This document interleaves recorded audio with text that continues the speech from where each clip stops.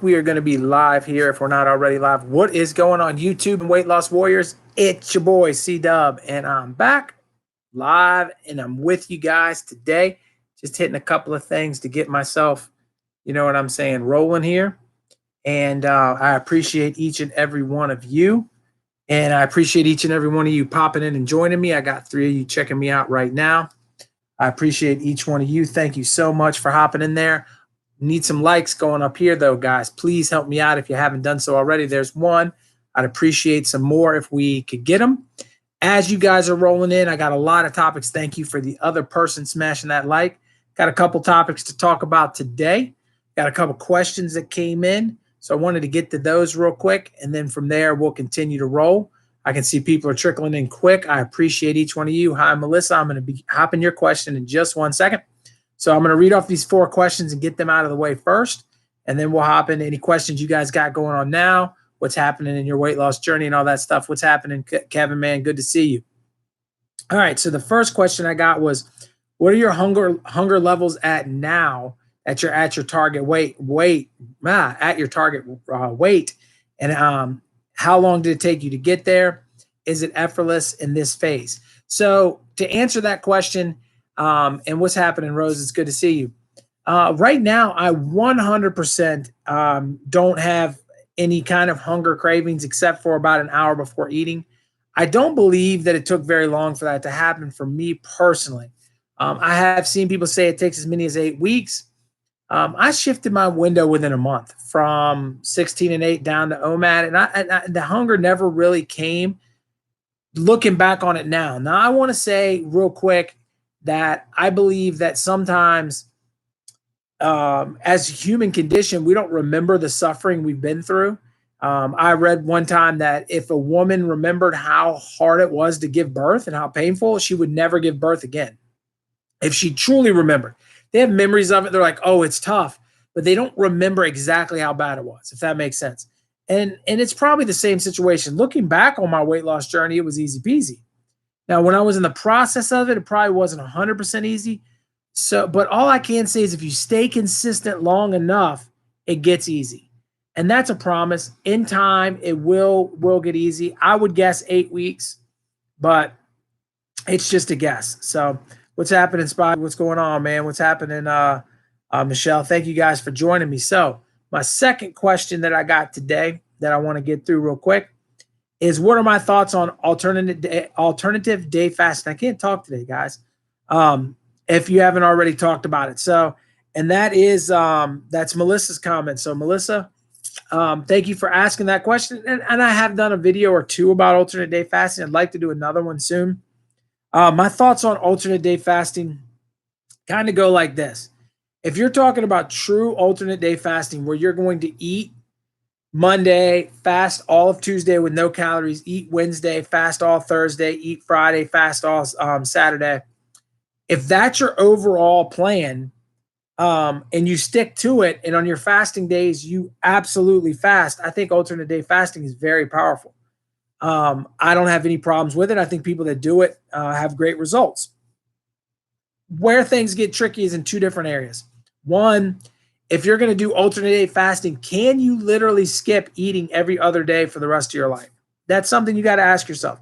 There are people that say that OMAD is difficult because once they start eating, they don't want to stop. So if they open their window at 5 o'clock at night, they don't want to stop until they go to bed. But they're fine during the day. They don't feel the hunger. They feel fine all during the day. They're good. Alternate day fasting is kind of one of those things where it might be right for them. But ultimately, I'm going to tell you where I think alternate day fasting gets a jump on everything. Is combining alternate day fasting with an intermittent fasting protocol. So you're going to eat nothing on Monday and Tuesday do a 16 and 8 or 18 and 6 or a 20 and 4 or maybe even OMAD. And so you're getting these super long fasts. And I think that's super powerful. When you shouldn't do that is when you're at maintenance. So if you're going to do something that is extreme like that, because that's extreme dieting right there. If you're going to do something, you have to have an exit plan. And I think that, if you have an exit plan out of it, it's okay. And if you can do alternate day with a full day of eating or even a 16 and 8 on your eating day, I think that is fine. I know some of you may have heard of Rachel Sharp and her channel. Recently kind of blew up after Fledged Fitness covered some of her stuff. She's been doing alternate day fasting for about a couple of years, I believe. And so it works really well for her. I think alternate day fasting can be something that works well. So that's what I'm gonna leave it at. But if you're doing alternate day fasting where you have 500 calories, I think you're knocking yourself out of that big long fast and you're just backfiring yourself, and the full day of eating is going to be too much. And that's just my 2 cents on it. Hopefully that was helpful. All right. Do I ever get sore? And this is December Eve's question. It says, do I ever get sore after walking and cannot walk the next day? Well, part of that's answered in all of the walking things that I do all the time. And that's simply that if I am walking every single day, and I haven't missed walking since November of 18, is that right? November 18. I haven't missed a day of walking since then. So I've never been so sore that the next day I didn't get my walking done. With that said, there's 2 things that I want you guys to consider when you're thinking about that. Number one, I didn't start off walking that much. I started off walking with a limited amount, and I grew. I mean, I take that back. I started out, my first day was 10,000 steps. But what I mean is I didn't do it when I was 310 pounds, 12 pounds. If I walked 10,000 steps when I was 312 pounds, I would not have made it 10,000 the next day. I would have been too sore. Those are the facts. So I do think that is an issue. My glasses are crooked. I need to get a new pair, man. Check that out. But anyways, I think that ultimately the walking happened, and I haven't missed a day and felt all that sore because I got myself in similar, weight loss range from where I'm at now. Now I was 210, I'm 185. So it wasn't perfect. That's what, 25 pounds difference. But I think that knowing that I did that first and got my way down is why I didn't get the soreness. If you are someone that's carrying a lot of extra weight, that soreness is going to be there, and it's going to be something you have to grind through and deal with. So I do think that a lot of people are going to be sore, and it's okay to not get 10,000 every single day. It's okay to know that you're exercising a little bit more. And in a little bit after I answer these questions, if we're not getting a lot of questions over on the side, one of the things I want to talk about is Fledged Fitness's talking about 10,000 steps and the science behind a video he did, because I never really responded to that. So I didn't want to do a whole video about it, but I'll do it on this live. We'll talk about it. All right. So the next big question was from Jimmy. And Jimmy Cooksworth and I are setting up. Hopefully Jimmy pops in here in a minute, but he is having his wife's out of town, so he's having extra duty at the house. But he and I are going to be doing an interview soon because he's lost a ton of weight and transformed his life. And so I'm going to be bringing that to you guys in a couple of weeks. And I also am setting up another interview with another guy that's lost over 100 pounds too. So I got some good interviews coming up. There's Jimmy right there, man. Thanks for popping in, man. We appreciate you, Jimmy. I'm about to answer your question. So Jimmy wanted to take a minute to dive into a video that I did earlier this week on muscle building. And so basically, he's saying that he has a decent amount of fat reserves. He's no longer obese, but he's got a decent amount of fat reserves. And he's wondering if he's sacrificing muscle by training fasted. And he's been doing some CrossFit, and he's been doing it fasted, and he's getting pretty deep into his fast when he's doing the CrossFit. So he knows he doesn't have glycogen left. And for those of you that don't know, you store glycogen in your muscles whenever you eat, and then you use it for energy later. And so when he's getting these workouts, he's strictly getting energy from fat. And so then he's eating high protein meals and he's feeling good, but he hasn't enough time to see whether or not he's actually gaining muscle or not gaining muscle in this situation. And this is a really good, solid question, because I'm just going to say that I'm not sure that there's a 100% right answer to the question or 100% right way of necessarily getting through it. But I will say this. I think that what we're talking about here is when you're lifting weights. So you go to a weight room and you're lifting weights, you're tearing your muscles apart, right? We all know this from basic, basic health class, but you're tearing your muscles. That's what you're doing. So if you go to the weight room every single day and you lift chest, you're going to continue to tear your chest and tear your chest and tear your chest, and you're never going to give your chest a chance to heal. And so when you do that, your chest is never going to grow or get exponentially stronger because you're not allowing it a chance to fix itself. And so part of fixing it is introducing the right nutrition in order to get the muscles fixed. And so what everybody wants to always talk about is calories are what are going to fix your muscle. Calories are the energy that's going to be used to repair that muscle and get you to a level. So if you're doing OMAD, a lot of people look at it as you're losing body fat or you're losing weight because you're eating in a deficit of calories. So if you're eating in a deficit of calories, how can you have the nutrition to repair your muscle? And I hope all this is making sense. You guys can let me know if you're following me over on the side. So ultimately what we're talking about here is just a basic thing. So a lot of people in the fitness industry instantly are against OMAD. And a lot of that stems from the 80s and the bodybuilding steroid era and all of that, where you have to eat. And these guys are eating upwards of 6,000 to 10,000 calories a day and lifting weights like crazy to put on large amounts of muscle to repair their muscle. And then what they do is they go on a crash, no carbohydrate diet with very barely any calories, and they get rid of all of their fat for their shows or for their physique so that they look like this ripped up super muscular machine. So Jimmy, the question here is what are you trying to do? Are you trying to be an 80s bodybuilder? Or are you trying to be a more muscular human being and an adult?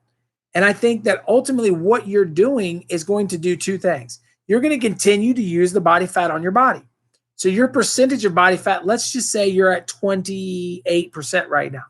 Your 28 is going to continue to be 7.5, 27, 26.5, and it's going to keep creeping down because you're doing OMAD and you're lifting weights, right? Until you get to a point in which your body is in balance, and then you'll stop. That could be somewhere between 18% body fat, which you would be incredibly ripped, all the way up to 20, 4, 5, 6% body fat. Somewhere your body will level that out and you'll be taking in what you're burning, and none of that's ever going to matter. But your fat on your body can repair your muscle. And so a lot of people think that it can't, but it's been scientifically proven that it can. They actually did a study with a female bodybuilder that was actually on a cut, and she had gained some strength, and then she went and cut, and she was in the weight room every day, and she didn't change her weightlifting regimen. And when most people lose muscle mass right before a show, they did all the DECA scans and everything on her, and she gained 2% muscle and lost 20 pounds of fat.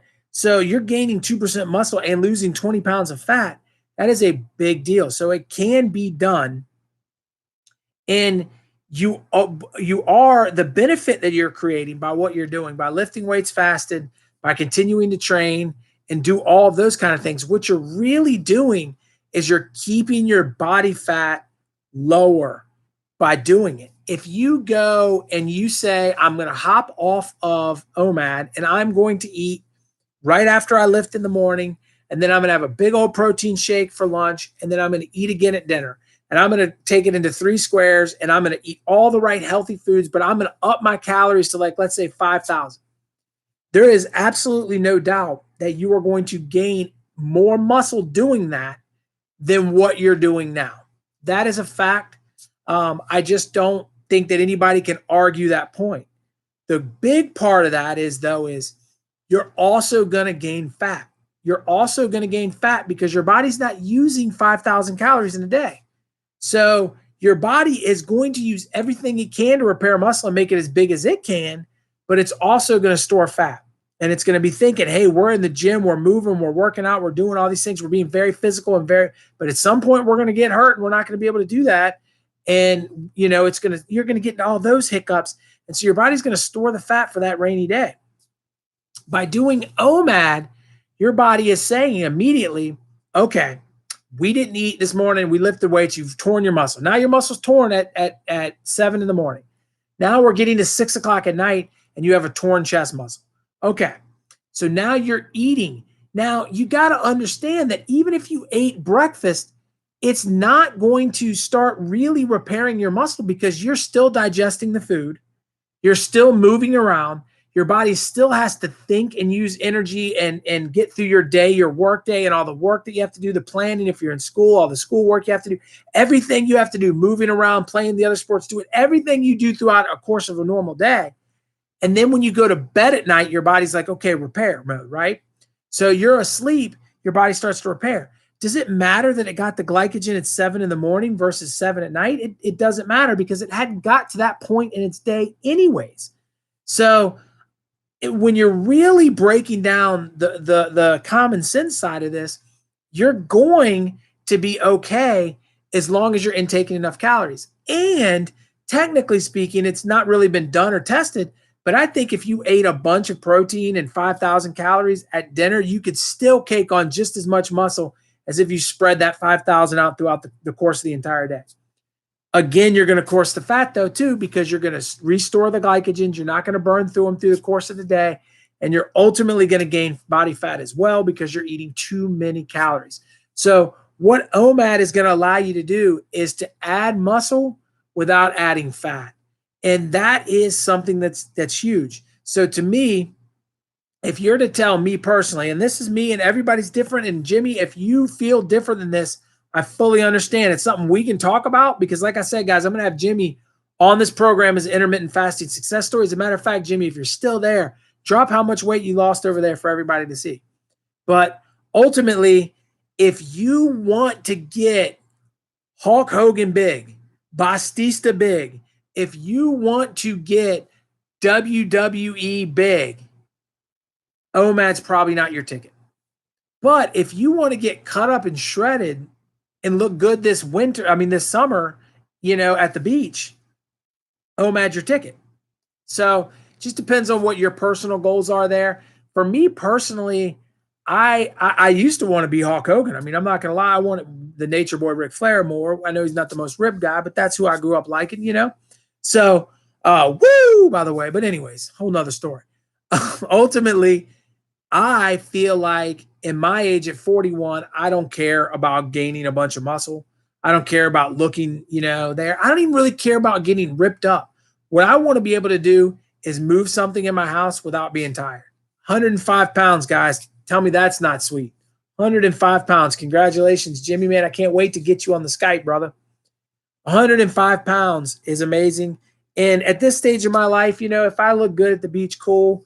If I don't look good because I have loose skin or something like that, man, it is what it is. It is what it is. So I got a couple Reddit questions I want to look at, but I'm going to catch up in the chat first. So like I said, Spivey, good to see you, man. Bala, you said, how do you minimize your hunger? How do you minimize the hunger you get all the time? All right. This is what you need to do. First of all, I think if you're getting hungry all the time, one thing you can do is drink a glass of water when you're hungry. A lot of times our signals for hunger and our signals for thirst are very similar, and we're not able to distinguish between the two of them. And if you just drink a glass of water, you're going to feel better. Another thing you can do is get up and walk. Those are two huge things. You feel that hunger pain, get up and start moving. Your body will change its gear from thinking about food to thinking about burning, and that'll help you out. But ultimately, if you're doing those two things and you're still struggling, I don't know if you're eating OMAD or 16 and 8 or Warrior or what diet plan you're on there, but if you eat up your protein, I think you're going to feel better.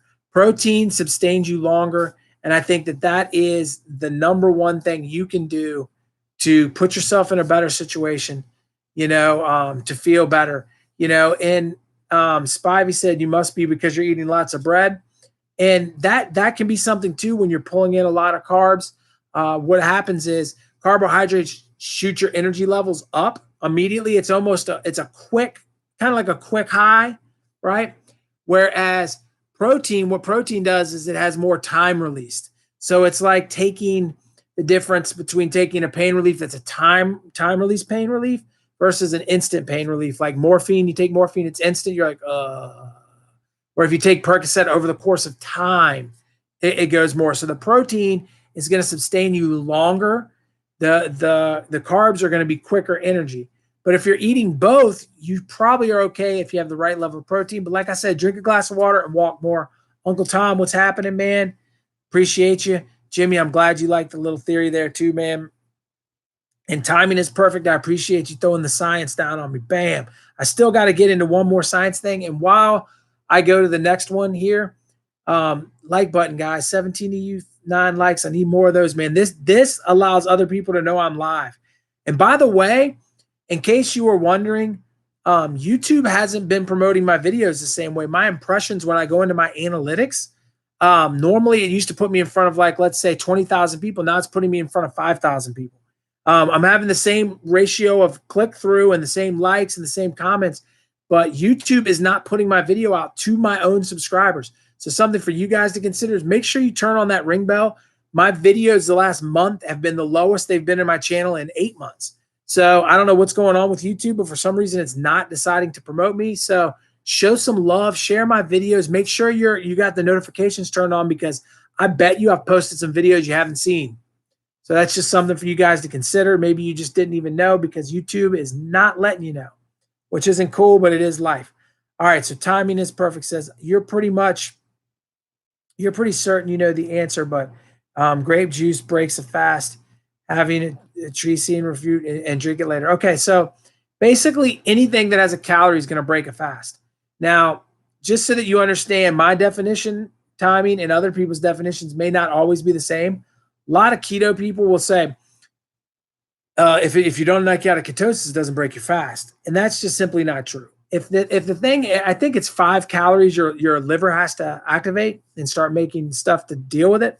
So if something has more than 5 calories in it, you have to break it down. And in order for you to break it down, it breaks your fast. So that's the way that I look at it.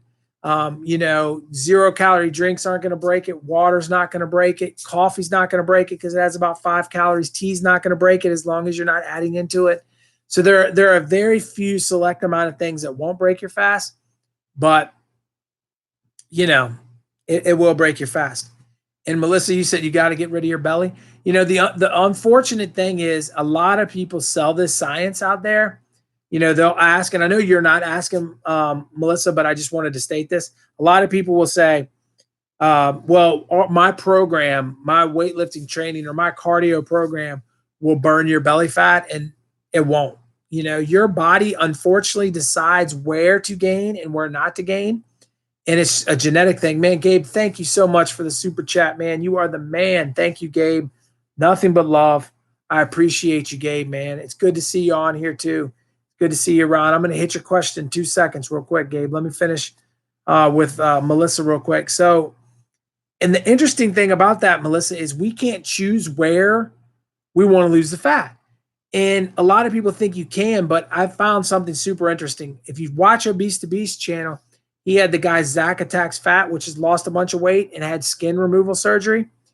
And he's now regaining weight. He's gaining some, not all of his weight back, but he's gaining some of his weight back. And he talked about how his body is gaining the weight differently than the first time because they removed the fat, the skin cells, and now his body is storing fat in different places. So my body stores my fat in my side. So I get love handles. It's the first place I gain weight. Anywhere on my body's always been my sides. So I can have a completely ripped up upper body, even can have side definition of abs and still have a flabby love handle. That's the very first place I'm going to store fat. And I absolutely hate it. Other people do it another way. And unfortunately, if you store fat in your stomach, that's where your body stores it. But if you get your body fat to a low enough level, it will eventually release it. But that's nothing you can do about that. So Gabe, you said you were 6'1" at 400 pounds. You set a timer for 2 hours. You can walk 15,000 steps. You set a goal for 30 days in a row, but after 16 days, your legs were cramped and sore, and you quit the streak to rest days. Now, let me tell you what, Gabe, listen to me. Full on listen to me, okay? 15,000 steps, first of all, is amazing. Congratulations that you were able to do that for 15 days in a row, 16 days in a row. Amazing job. Understand that it's not that important at 400 pounds. So taking a day off is fine. Taking 2-3 days off is fine. It's okay. Rest your legs, get back to it. Maybe lower that number down. Maybe, maybe build up a little bit more to it to where you can do it consistently. But understand, dude, that it is 100% intermittent fasting that's going to get the weight off of you more than walking. And it's actually a topic, again, that I want to get to. I got a couple more questions down, but it goes back to an interesting point that Fledge Fitness made on walking 10,000 steps. So I'm going to get to that. Let me catch up in the chat, and then we'll hop into Fledge, which is going to be directly related to you, Gabe. So hang in there a couple more minutes, and I'm going to get you something good. Timing is perfect. You said, C-Dub, you have plenty of sugar, and you heard the exact same words this week. Anything that has a calorie, I'll stick to black coffee. No, that's exactly what you need to do. If it has a calorie, just stay away from it. Black coffee is good to go. You'll get used to it if you're not used to it. Trust me on that. You said 3 weeks into OMAD and down 20. You're so grateful for sharing your knowledge. It's priceless. Man, thank you, Daniel. I appreciate you for listening and staying tuned and being a part of the channel. And Gabe, thanks for saying thanks. I got you 1 second. Just let me hit up Daniel real quick. Look, I'm here to help, Daniel. So if you ever need to DM me or send me a message, let me know what's up. I'll try to get back to you and help you out. You can always write me in these lives. I'm here to help. I'm here to share knowledge.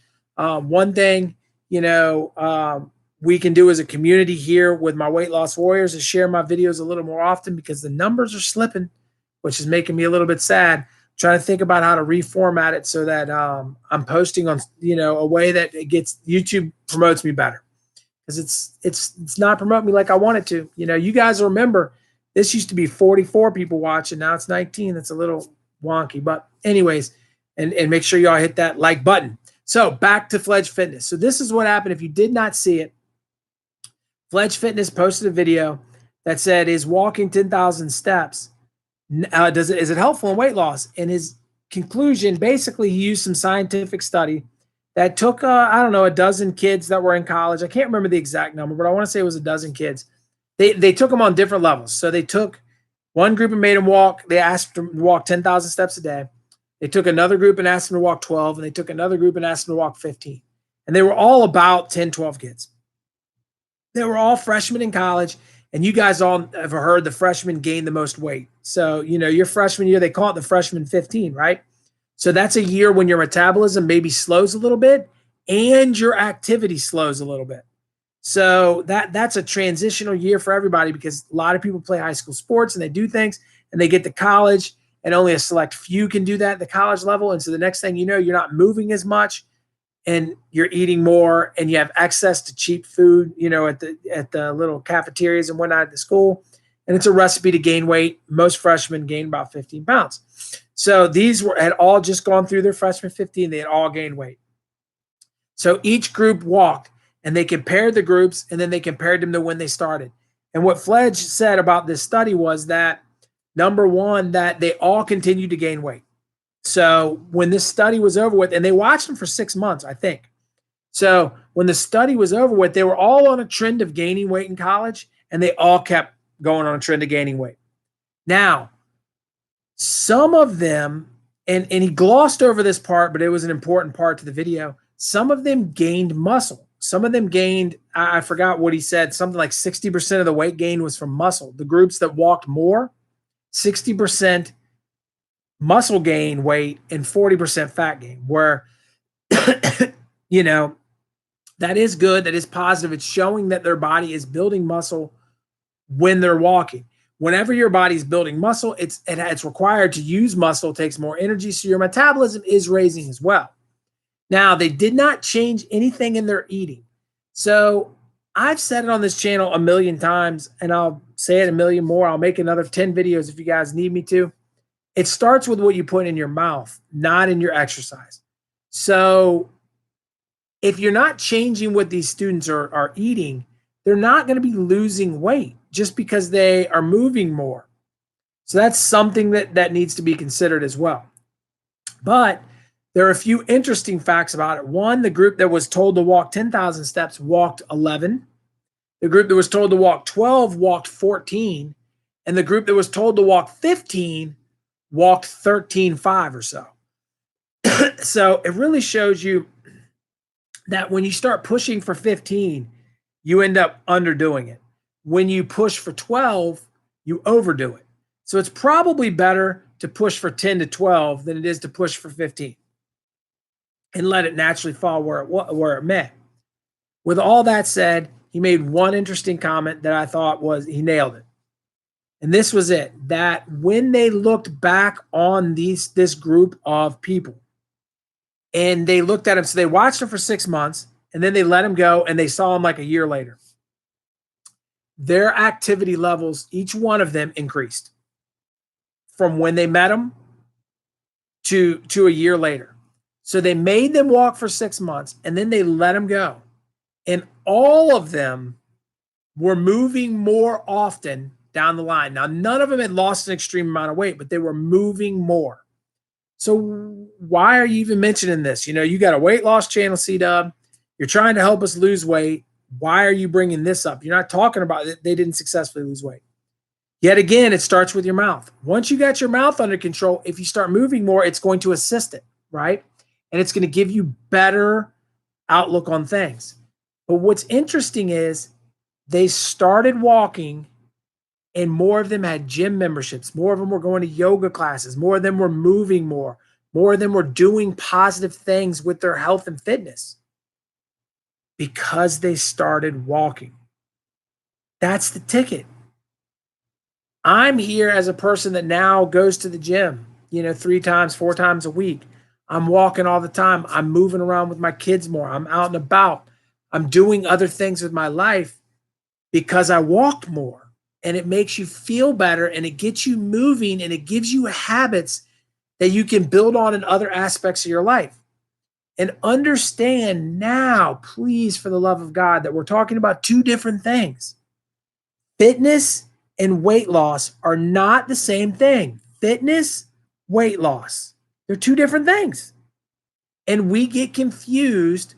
The health industry confuses us. Gym class when we were kids confuses us. Everything confuses us in that aspect.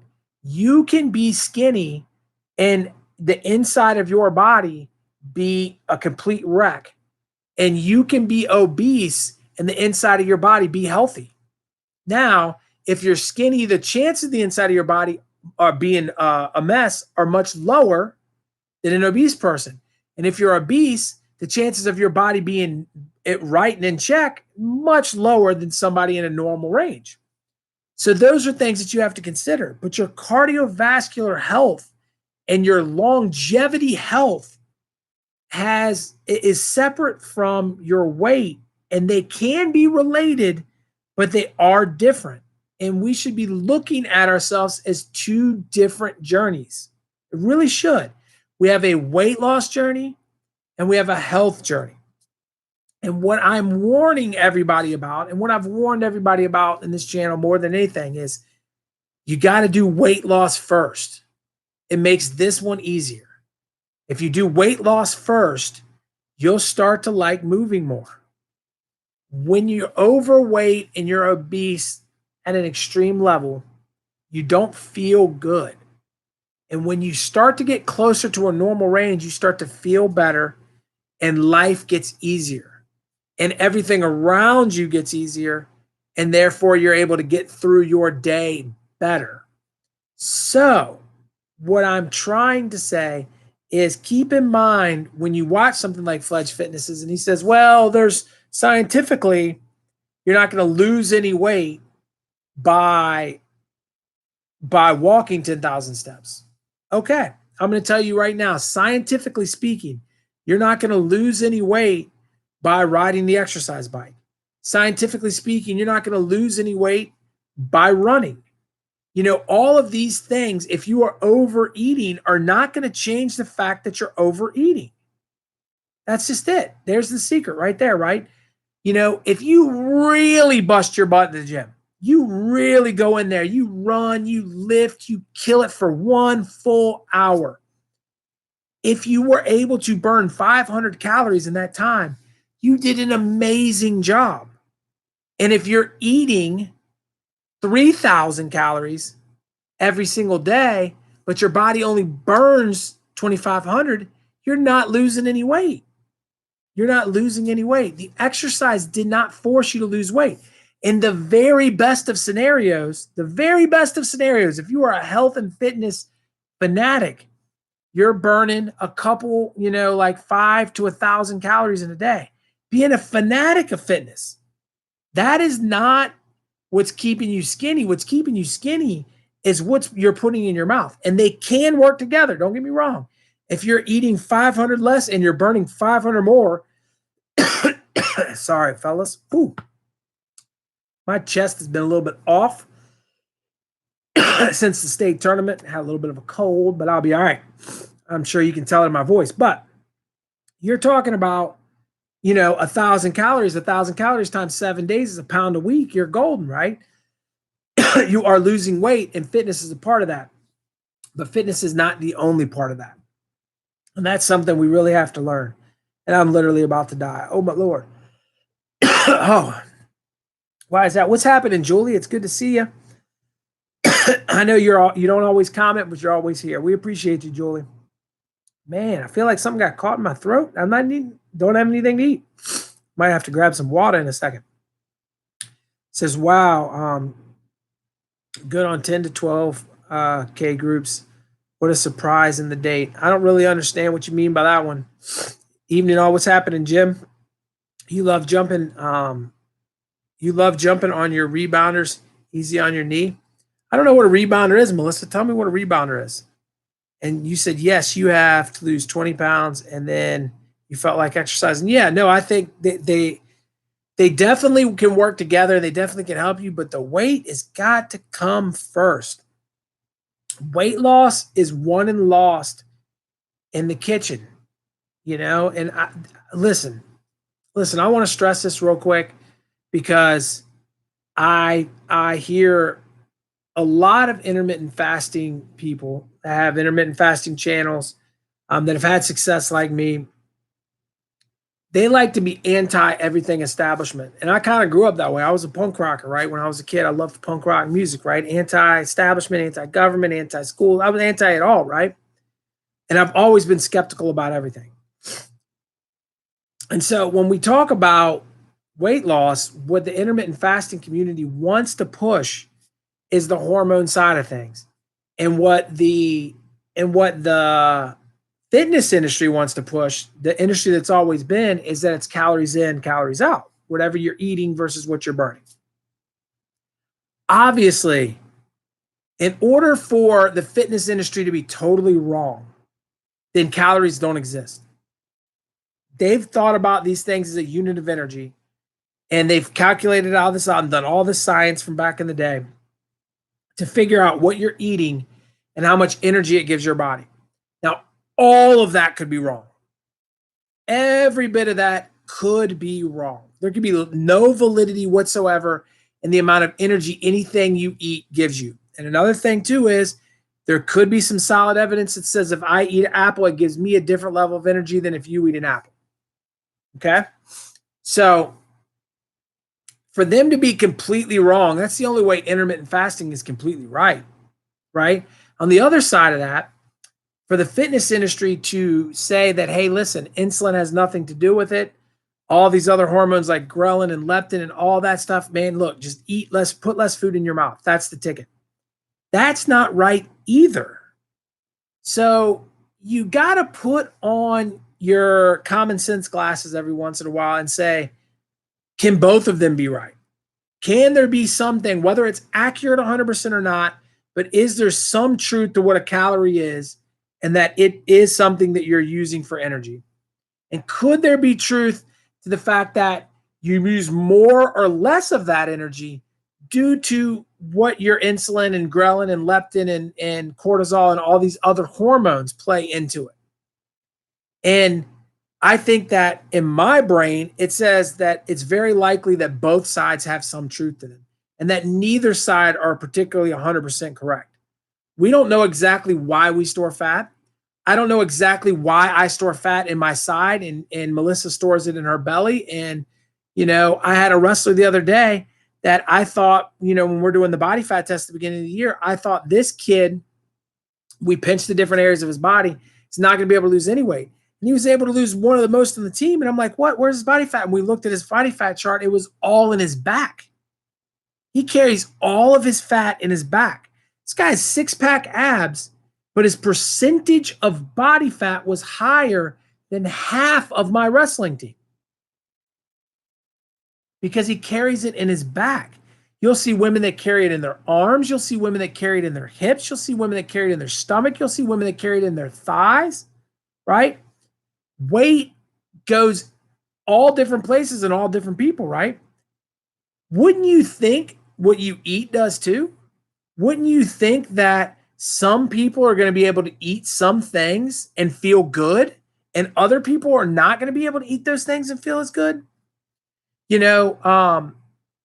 That's why I say to somebody, they say, well, I love a plant-based diet. It's amazing for me, right? And then these people will hammer them. You're not getting enough protein. You're not doing this. You're not doing that. And I'm like, they feel better. What's wrong with it? Carnivore. You find people that do carnivore and they feel great. So why would I tell you carnivore doesn't work if it's working for you? You see, that's where we've got to grow up. As a world today, we are going through a lot of growing pains. We have all this technology. We have all of these things, yet there's all these issues. We have issues with, presidential elections and who's going to run the president and whether you're a Republican or whether you're a Democrat. And our country in the United States has never been more divided. And across the world, it seems like it's getting more divided. And then you go to countries that have terrorism and major threats. You go over to Japan and you have, the coronavirus and all the impact that it's making on their country and their culture and all the issues and problems they have. And there's all of this stuff going on across the board in a day and age where we have enough technology to where, just about anything can be created or made, right? And so we have all of that, but yet we want to not admit that we are different. And when I say that, I'm not talking about racially. I'm not talking about, man and woman. None of that stuff, right? We're all human, right? We all generally are running the same way. Whether you're this race or this sex or that sex, we are so vastly close to being the exact same thing. It's not even funny. And that shouldn't even be a debate. But each one of our bodies runs a little bit differently. And that is why I can have a kid that wrestles for me and wins a state wrestling championship that has six-pack abs, that eats McDonald's 3 meals a day, that eats candy, has a bag of Skittles before he gets on the wrestling mat, and that is shredded and dominates and is so athletically gifted. He walks on the mat and smashes people and is no problem at all. And then you have an NFL player like Beast Mode, right? That used to play for the Seahawks and a little bit for the Raiders and before that Buffalo maybe. But regardless, says he can't play a football game without eating Skittles first. But then you have another athlete that'll swear that he has to eat for months before his UFC fight a plant-based diet in order to get in the ring and have optimal performance, right? How can one person do it and another person not? The bottom line is their bodies are different and the efficiency of how they work is different.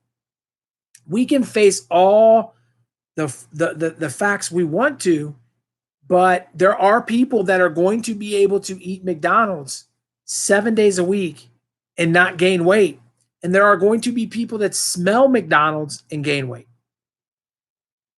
And so the problems are going to be different for each one of us. So how in the world do we figure as people that the problems are going to be different, but the answer is going to be the same? The problem's going to be different, but the answer is going to be the same. You might multiply over here, but we're still going to get the same answer. You might be adding over here. We're still going to get the same answer. We're doing division here. We're still going to get the same answer. It doesn't make a lot of sense. You have to kind of figure out what your body is efficient at, what it needs to work at an optimal level, and you got to go.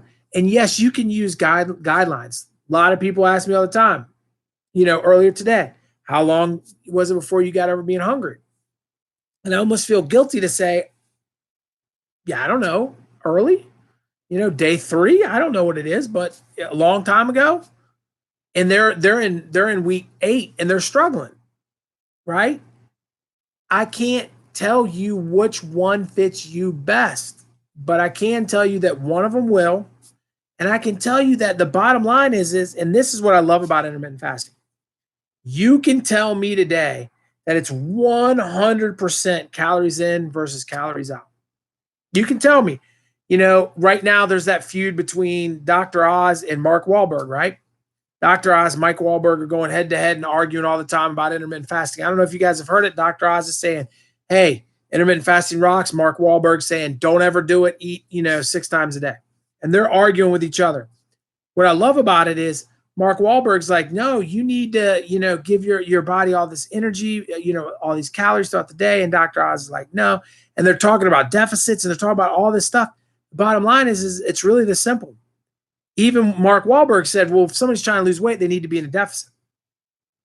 But they don't need to be hungry. So they need to eat 6 times a day so they won't be hungry. And I'm sitting here saying to myself, like, you cannot argue that by eating less amount of time during the day, whether that be 1 hour, 3 hours, 4 hours, 6 hours, or 8, by limiting the hours that you can eat, you're automatically reducing whatever units of energy science says that we have to lose weight. So whatever side of the argument you're on, intermittent fasting is the answer. That's the beautiful part about this. That's the part that excites me the most is we have the answer in front of us. We just have to go out there and execute. So let me catch back up in the chat real quick. Do I think walking is bad for your knees? Okay, so mini trampoline, first of all, and I missed the one above that. Melissa, thanks for letting me know what that was. I'm glad to hear what it is. And it's cool that it's something that you're liking and it's getting you moving. That's awesome. You said Spivey says a year ago, you had a walking competition with your friend over the month. You went to the gym so you could do as many reps on full weights and machines. That's pretty dope. Now, Gabe says, do I think walking is bad for a 400-pound knee? All right, Gabe, I can give you my honest answer and my not so honest answer. Okay. Yeah, my honest answer is I think it's going to be bad for your knees. I read somewhere that I forgot, I don't know the formula now, but I know a doctor told me when I had to get a knee replacement and I was overweight and they were trying to motivate me to lose weight, they did a math formula of how much pressure is on your joint per pound you are overweight. And it's exponentially more than you would think.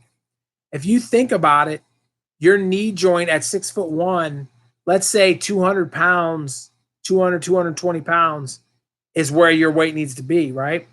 So at 400, you're 200 pounds heavier than that. So every time you step, your knee is lifting 200 pounds more than it wants to. So yes, that's going to be worse for your knee. Do I think it's undoable? No, because as you get moving and you do the fasting, your weight is going to come down and it's going to be better. I think doing 15 days in a row is undoable. If I were to advise you, Gabe, and you were to say, C-Dub, can you coach me in intermittent fasting? Can you coach me and get me going? I need a program. I need to figure some things out. The first thing I would tell you to do is if you're not doing OMAD, let's get to OMAD. So shrink your window over the next month until you get to OMAD. If you are already at OMAD or when you get to OMAD, what I want you to do is OMAD 6 days a week, and I want you to take 1 day and fast, okay? On the day that you fast, 0 calories, so you're going to have a 48-hour fast. So you eat dinner at 6 o'clock on Saturday. You don't eat again until Monday at 6 o'clock, right? Your dinner on Saturday night can be a big dinner. You could even go out with your, family and you can have a restaurant dinner and you can have a big, nice dinner with a lot of calories. That fast will catch you up and it'll put you in the right place and give your body a chance to burn weight. Then what I would suggest that you do is you try to go to the gym twice a week and lift extremely light, high reps. Okay. So if your gym has machines, I would suggest that you go to each machine for 30 minutes and just go around in a circle and try to do each machine, try to get through the circle 3 times. Just put a little bit of weight on it, do 10 to 20 reps. Scoot to the next one, scoot to the next one, scoot to the next one. No break in between. You're moving from one piece of equipment to the next, to the next, to the next, to the next, around the circle 3 different times for about 30 minutes. 2 times a week, that's it. I would suggest you walk 3 times a week, 10,000 steps. If you can get 15, go ahead and get 15. So now you're doing 5 days worth of activity. You're doing 2 rest days. I would lift on like Monday and well, you're not eating on Monday. I would lift on Tuesday and maybe like Friday. And I would rest every, like, let's say Thursday. And then the day that I fast, I wouldn't do anything. So those 2 days I would take off. Like Thursday and Sunday, I'm not doing anything at all. And the other days of the week, I'm going to rest. And I think if you do that and you can commit to just doing that with the OMAD, I think in the next 10 months, you'll be 100 pounds lighter. You'll be stronger. You'll have more muscle definition. You'll feel better. After 100, when we get to 300, I would reevaluate the plan, revisit it, and discuss what to do. But that would be my goal over the next 12 months. So I don't know, Gabe, if you're still in here, let me know what you think. And anybody can steal that plan, but I think it would work good for you, Gabe, especially knowing that you got those days. Don't run through 16 days in a row and put yourself in a situation where it takes you too long to recover. Give yourself recover days in there, and just make sure. One other bit of advice on that Thursday, don't overeat because you're taking a rest day that day. And Sunday, don't over exercise because you're taking a fast day. Don't move too much. So just keep those things in mind and understand that if you move more, if you on your walking day, you got 20,000 instead of 15, well, maybe you can have an extra 200 calories at dinner that you wouldn't normally have. That's something for you to think about. Low impact exercise helps you sleep. I think exercise helps all of us sleep. So I'm glad to hear that. Oh, yeah. No, Spivey hit you on the spot there, too. Swimming would be amazing, too. If you're having knee issues, you can swim those 3 days, but just don't overdo it. Swimming is an amazing workout. No doubt about it. Water will support your body. Absolutely agree with all of that, man. Hit that like, everybody. Thank you, Julie, for reminding people to hit the like. I'd love it if a few more people hit it. Dave said the reason why you asked is you're about to walk because that's what I like the most. Yeah. Hey, listen, and that's another thing, Gabe. I like walking the most too. It lets me clear my mind. And then if you don't feel like the plan that I gave you, if you feel like you're not walking enough, cut it from 15 to let's do like 8 a day. If you could do 8 a day and you're not sore, keep it rolling. And then when you get through 8 and you're like, that was a breeze, then we can move it to 10. See what I'm saying? Yeah, I don't think you'll blow a knee out. I think you'll just get some knee soreness. I don't think you tear a ligament unless you fall off the curb or something like that, which could happen, but I doubt it. Okay, walking is awesome. I don't think you tear a ligament unless you fall off the curb or something like that, which could happen, but I doubt it. Okay, walking is awesome. Cannot wait to share people's success stories with each and every one of you. I know you guys are going to be pumped to watch them. OMAD Caroline, love you. Thank you for joining. I'm here to help, man. I am so glad you lost 60 pounds. It's amazing. I don't know if you got any more to lose or if you're in maintenance, but you have both knees replaced.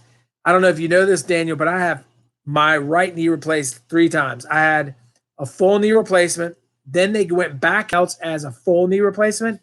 Then they realized that the replacement wasn't good, and they took it out and replaced my knee again. And so all that was from 34 to 40. So in that 6-year spread of time, 3 total knee replacements in my right knee. So I feel your pain, brother. I feel it, and it sucks. C-Dub, can you coach me on intermittent fasting and weight loss? I think I just did, Gabe, brother. Didn't I just give you the mad challenge? It looks like you think the buffering's on C-Dub's side. No. And my numbers are dropping to 10. Oh, guys, and I'm going to hop off, man. That's the worst because my numbers have dropped to 7, from 20 to 7. I'm having buffering problems. I appreciate each and every one of you. I'm going to catch you guys soon. I got a video coming out Friday. Watch the replay if you can. I appreciate the love. I know I'm going to have something special popping up over here. And I got a brand new picture. It's going to pop up right there with my face on it. Click on it. Subscribe to this channel. I appreciate each and every one of you. Thank you so much. Gabe D. Well, I'm out of here, guys. I will catch you guys on Friday. Please comment on the video. I'll talk to you later. Peace.